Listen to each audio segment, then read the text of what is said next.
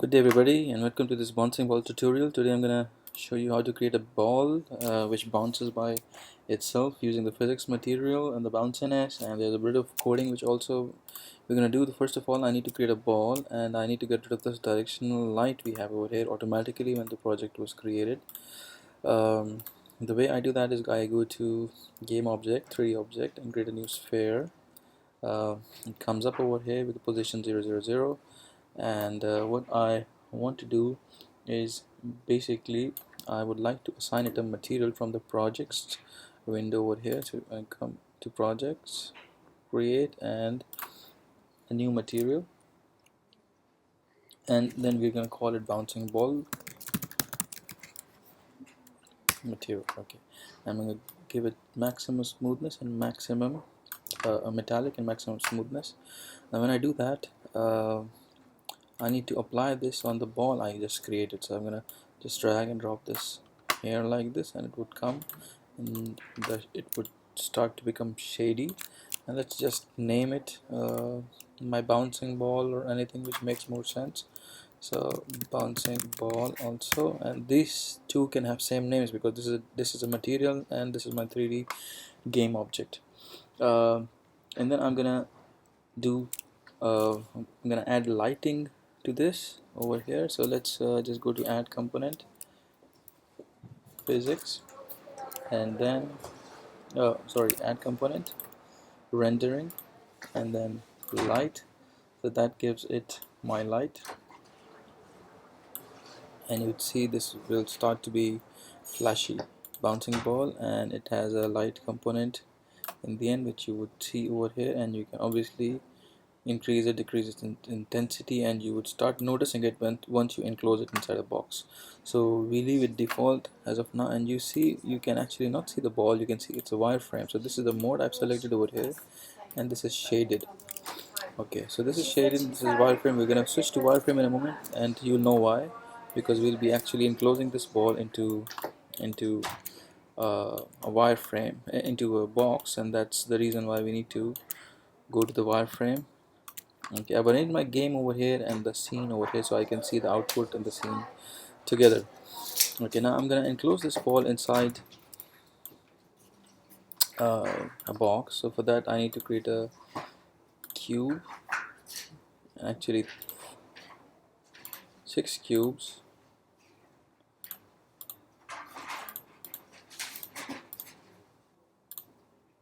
Okay, and I'm gonna call these, this is my ceiling, this is the floor. Let's give it names first so then we can actually put them in the correct position and give them the correct size. This is right, this is left, and then this is front, and then this would be back. Okay, now I'm gonna give them correct position and size. One way you can do it is actually use the scale tool and then the move tool and do that.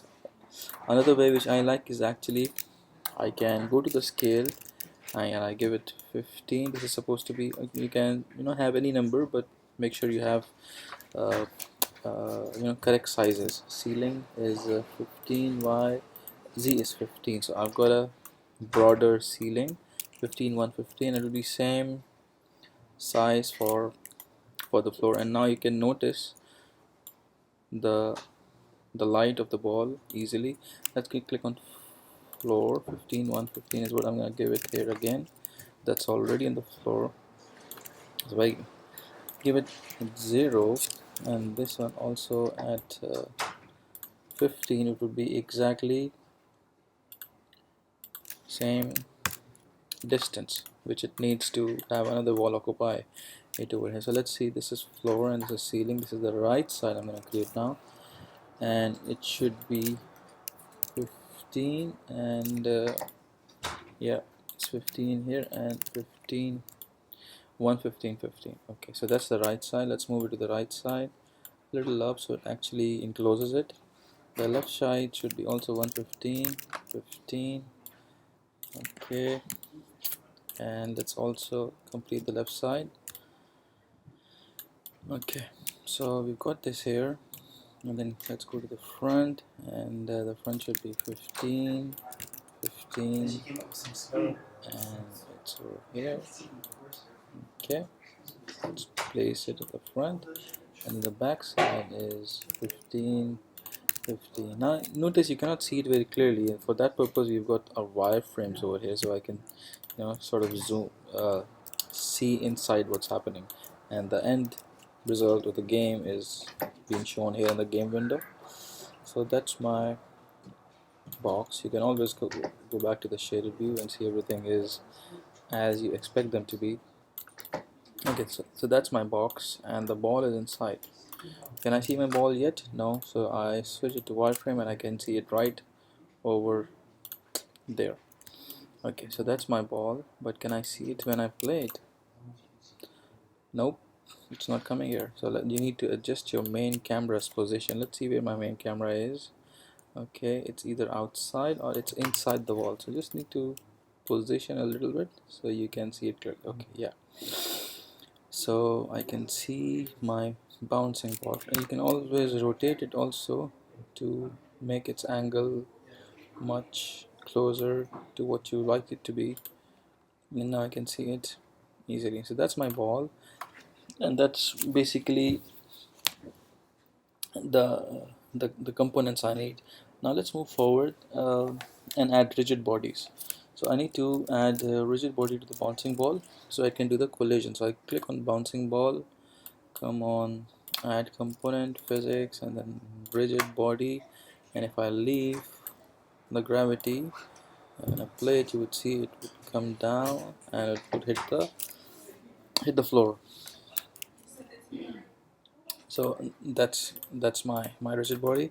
Another thing I need to create is to create a physics material over here. So let's go to create physics material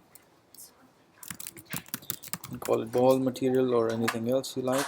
Okay, and you can set these values even later on. So I need to click on bouncing ball and drag and drop this in the physics material under the sphere collider, excuse me, and then the bouncing ball, I can give it one bounciness, bounce combined to maximum, and when I play it you would see it is actually bouncing. Okay, and you can also try and test out what happens when it's 0.5, and also bounce combine is what you need to be, just try and check what's the difference. So I'll just leave that to 1, which is the maximum value, which is 100% bounce, and it is bouncing, and the reason it is only going down is basically there is no force on it. If you want it to go to the left side or the right side, that's when you need to add force on it or something else which hits it. Okay, so let's add a C# script so that when it does the collision it displays the name of the walls it is hitting and also changes its color. So let's do that here. I'm gonna go to the bouncing ball and create a script from here, or you can right click, create a C# script, call it bouncing or whatever, so it's up to you. The code, the private rigid body or body, and then private renderer rend, and then public quote move speed, and I give initial 300f, which is 300 floating points, and it's generally better to give in decimals the values of floating point. And when it starts, I'm gonna get the reference of the R body. R body is equal to get component. Let's type it to rigid body. Okay, we don't need this now. We will need this when we change the colors, so we'll get to this later on. And what happens is we need to create a new on collision and enter method. On collision enter. Notice you need to type this by yourself. There is no auto correction for this. collision. So we got the collisions here, and what we want to do is basically we want to just print out print I collider. That's all. So when it actually does the collision, it just prints out I collider. So we just leave this for now, what it is doing, but when there is a collision, it should just print out I collided. So we need to add the script like this. Just go and it comes here, or you can go to add component scripts and add the script. Now notice, since we made the move speed 300, which we are not using now, it comes over here, which we made it public. The reason is that it is public, and that's why it is coming over here, so you can change it from outside the script also. So let's play this and see what happens in the console. It collides and it collides and it collides, and as keeps on colliding, it keeps on entering the names. Okay, so let's actually it's not keying out, it's not printing out the name. We need to try printing out the name of the object it collided with. So let's do that over here, collision dot collider dot name, and if we run this now, it will actually tell us that it will be colliding with the floor. So let's do that. I collided with floor, I collided floor. And now let's add a force to it when it starts. So when it starts, let's add a force to it. Add force, and let's say 300F, 200F, 100F. It doesn't have to be a value in every one of them. You can give it 0 also, but let's just to give it the random throw. We're just doing this so that it collides with all the different walls, and it prints out here different messages: floor, left, right, etc. Okay, so it was left, floor, floor, right, floor, right, floor, left, floor, front, floor. Okay, that's good. So you can always give more power at some place. So let's give it some more. 300, 200, 2100. Let's see what happens. It would be like a bullet. Oh, that's fast. Okay, now it's bouncing. Slow floor ceiling, floor ceiling. Let's also give some power here. Okay, let's see what happens now. Left, right, left, right, left, right. Okay, that's good. Okay, how about uh, minus values? You can also always give minus over here. Let's do 0 here, and let's see what happens now. Same. Okay, that's good. So let's see 200, and you can try all the different values and see how does it change. This is actually x, y, and z axes you're playing with. So I just save it, play, and you see it's coming down. What if you want to throw it up? Okay, throw it up would be let's make it 0 here. Sorry. Okay, 0. Okay, and let's make this change. See what happens. As you can see, it goes up in the beginning and then comes down. Okay, so you can always obviously give a higher value and it will shoot up.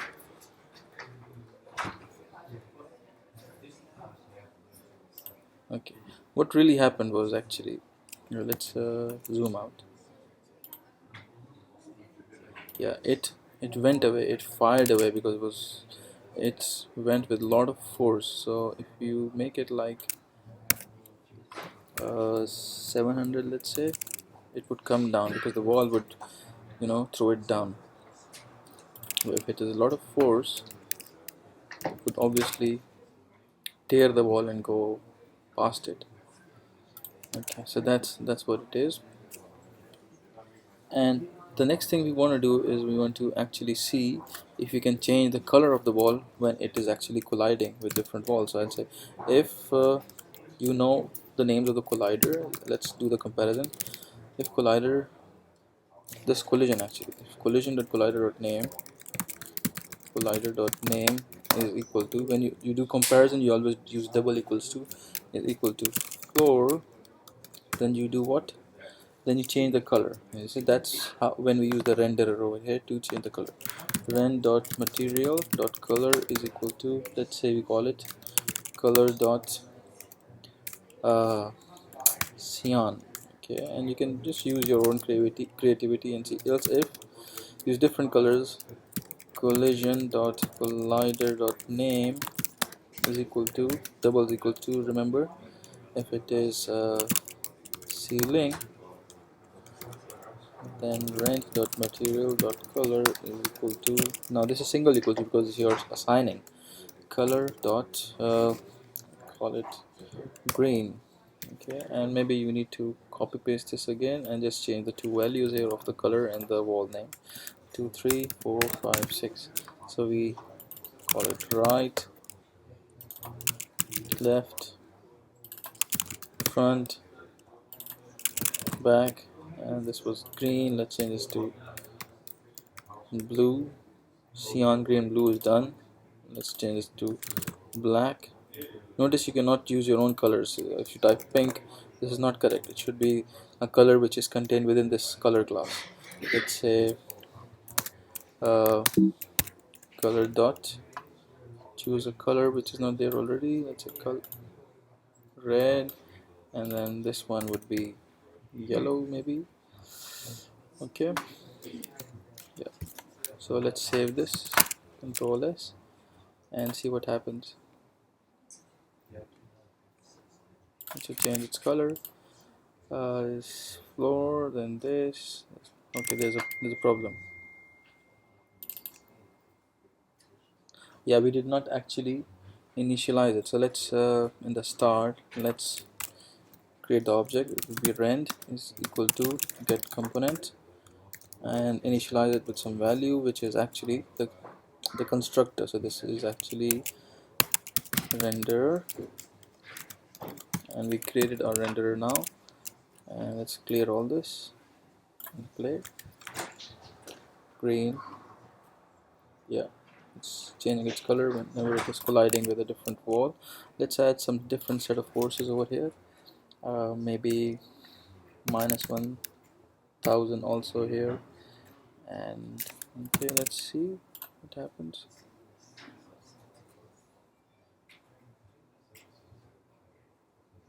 Yeah, changes its color, and the gravity is also working to bring it down, and you would see slowly it would actually stop. So that's our ball. It is changing its color. There's a bit of script over here. The next thing we want to do is to add a racket over here, so it actually hits the ball. Okay, thank you very much for watching, everybody.